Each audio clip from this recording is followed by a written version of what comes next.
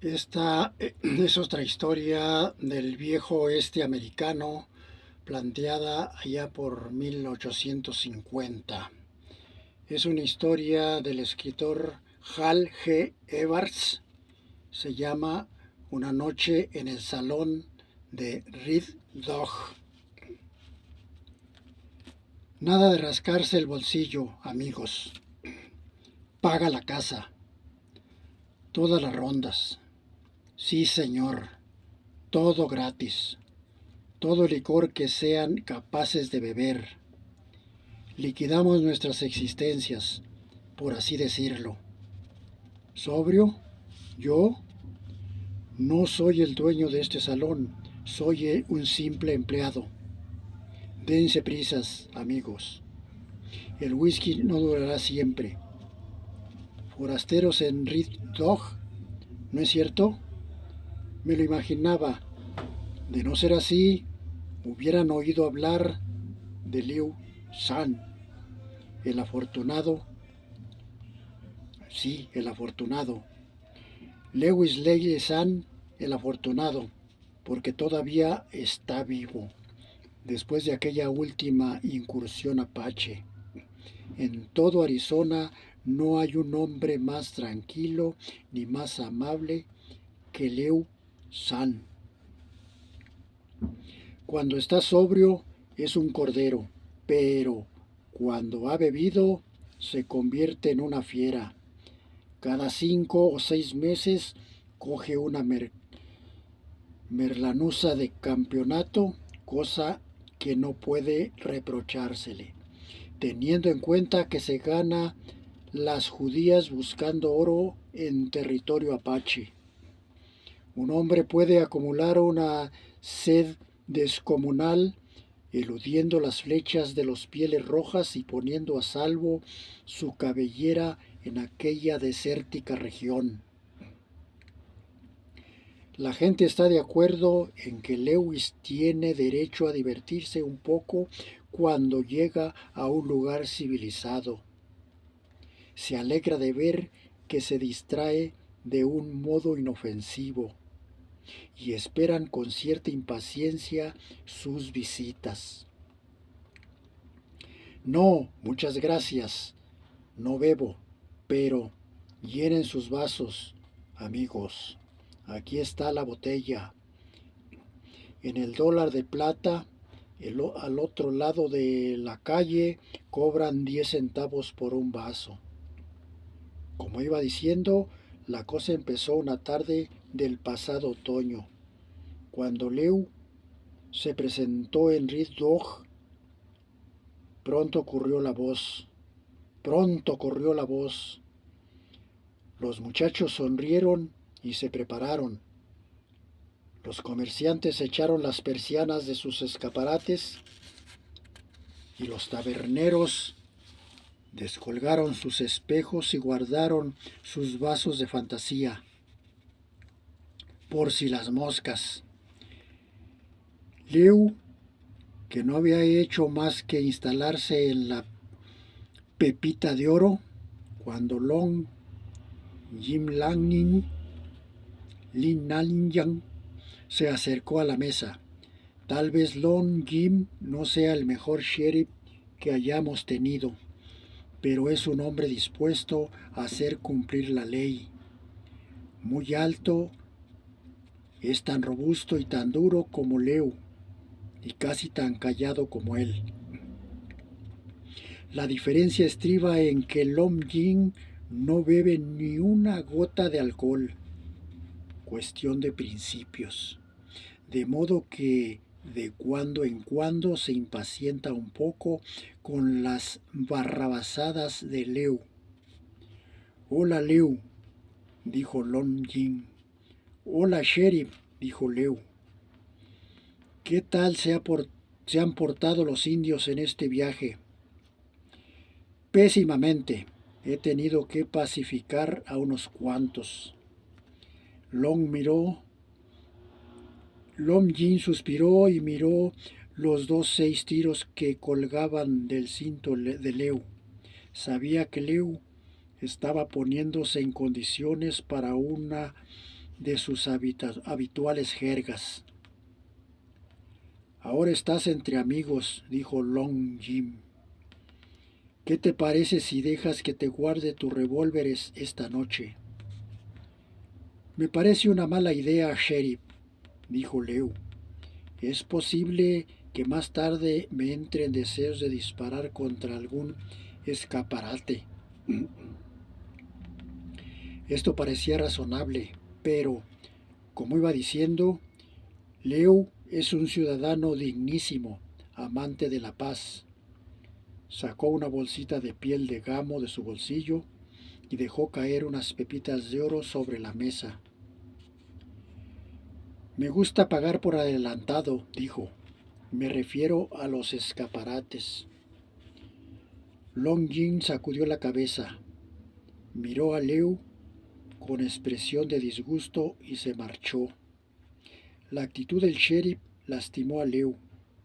Siempre había hecho cuestión de honor el pago de sus deudas, y no podía emprender aquella mirada de reproche que le había dirigido Long Jim. Todo aquello expolió sus ansias de beber. No estaba del todo sereno cuando un par de tahúres se acercaron a su mesa y sugirieron una partidita de póker. También ellos habían visto la bolsa de piel de gamo. Bueno, una cosa condujo a otra, y un par de horas después, Lew había desplumado a todos los jugadores de la casa. Cuanto más bebía, más oro estaba. Cuanto más descabelladamente hacía sus apuestas, más dinero ganaba, hasta que las fichas amontonadas delante de él le llegaron a la altura de la barbilla. Entonces el propio Acey-Deuce Dugan se puso a jugar. Acey-Deuce Dugan era un verdadero artista con un mazo de cartas. Era dueño de 2 salones, de un alfiler de corbata que llevaba engastada en una perla del antaño de un garbanzo, y no podía soportar a los aficionados con suerte como Lew. Cuando ocupó un puesto en la mesa, todos supimos que iba a pasar algo. Primero perdió su dinero en efectivo, luego su alfiler de corbata, a continuación su anillo, un solitario con el diamante más centellante del pueblo. Y a la mano siguiente dijo que respondía de la apuesta con la pepita de oro. Lew asintió. Acey-Deuce extendió 4 ases sobre la mesa y alargó la mano hacia el plato. Pero Lew sonrió y extendió a su vez una escalera de color. Entonces fue cuando Acey-Deuce hizo la peor jugada de su vida. Echó mano a su revólver. Cuando el humo se disipó, Mr. Acey-Deuce estaba caído en el suelo, boca abajo, y yo tenía un nuevo patrón. Lew se disgustó terriblemente. Apenas había empezado la noche y ya le había creado un conflicto a su buen amigo Long Jim Lanigan. Y tal vez Long Jim decidiera ponerlo fuera de la circulación durante el resto de sus vacaciones, para que no le diera más disgustos.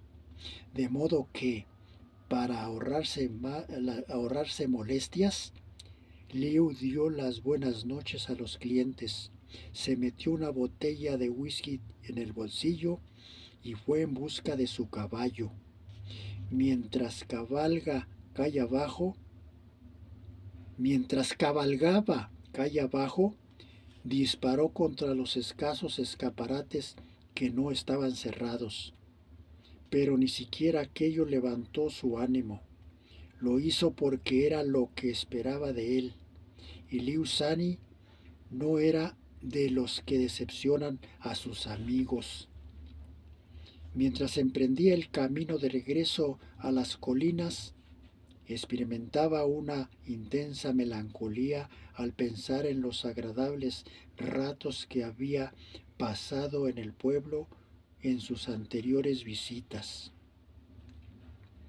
De cuando en cuando le daba un tiento a la botella para eliminar el polvo de su garganta, pero sin el menor entusiasmo. Lom Jin estaría francamente irritado.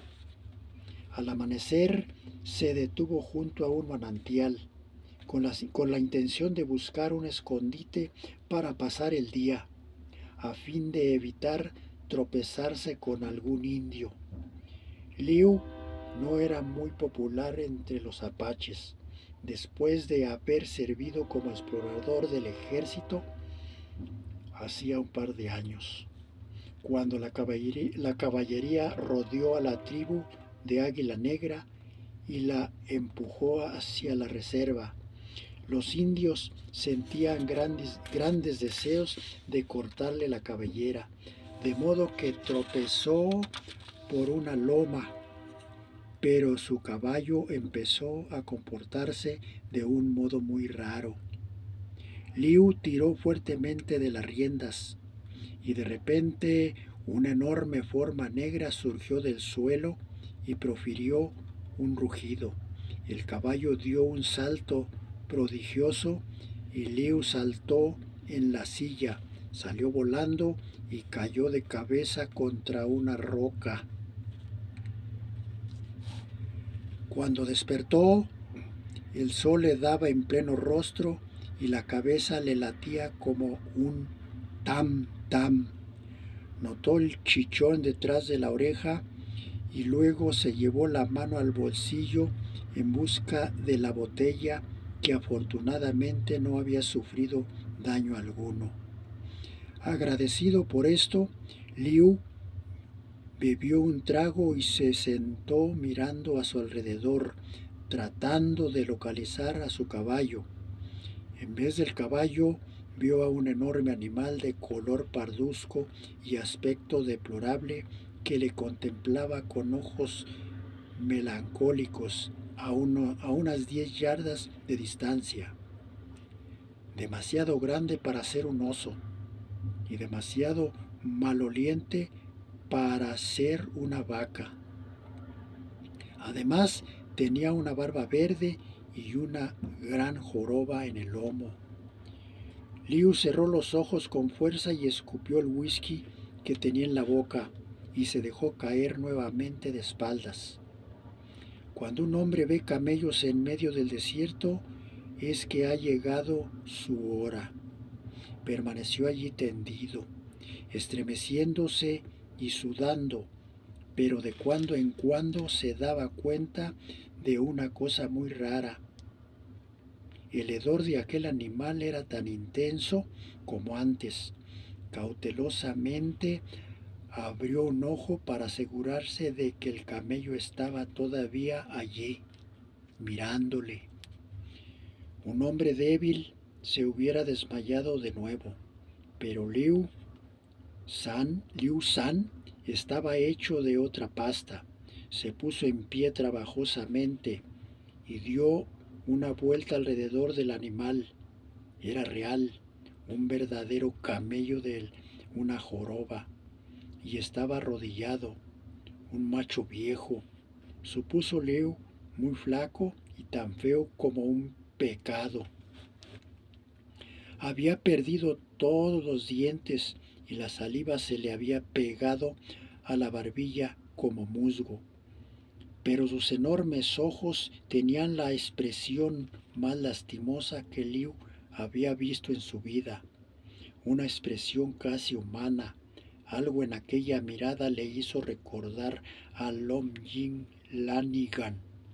Finalmente, Liu se acercó al camello y le acarició el cuello.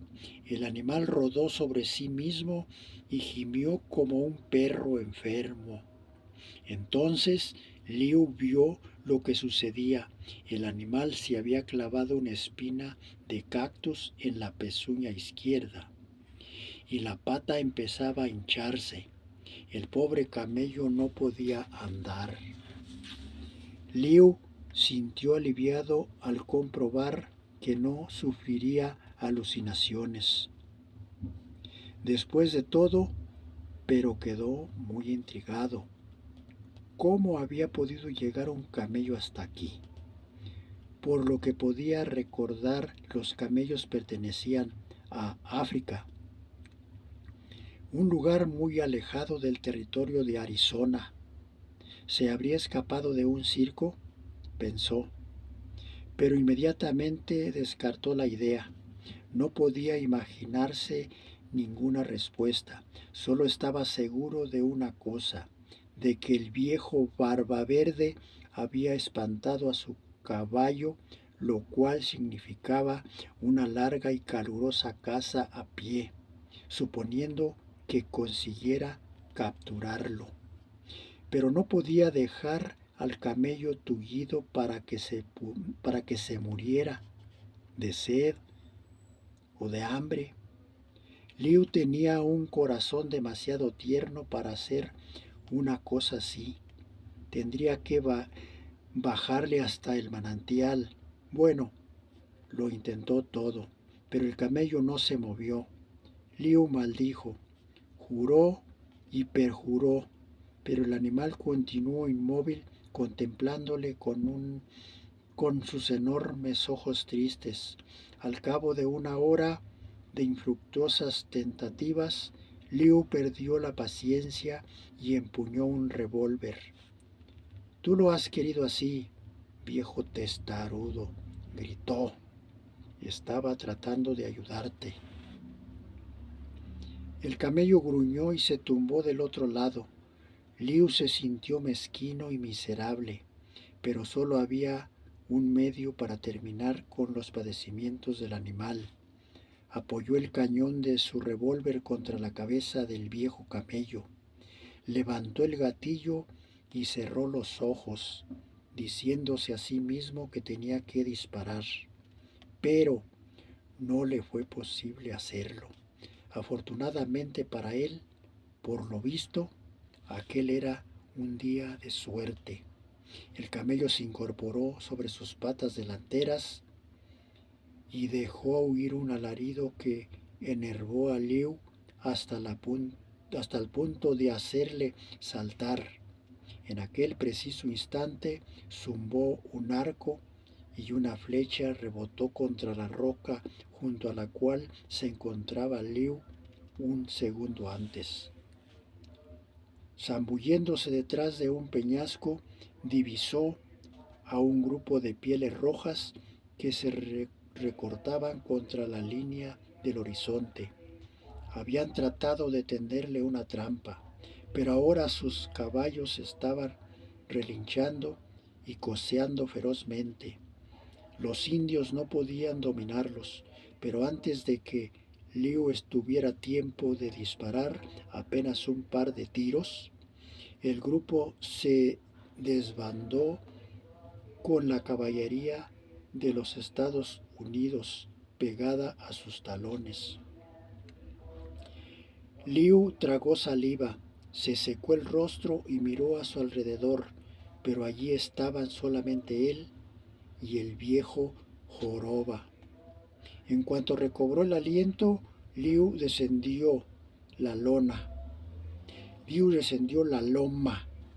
Los apaches huían a través del desierto envueltos en una nube de polvo, llevándose a sus 2 hermanos muertos, según la costumbre de los indios. Y no parecía que fueran a regresar demasiado pronto.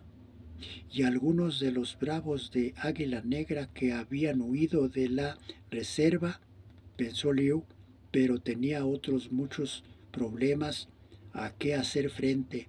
Se encontraba a pie, lejos de cualquier parte, y le dolía la cabeza. Deseó haberse marchado del pueblo.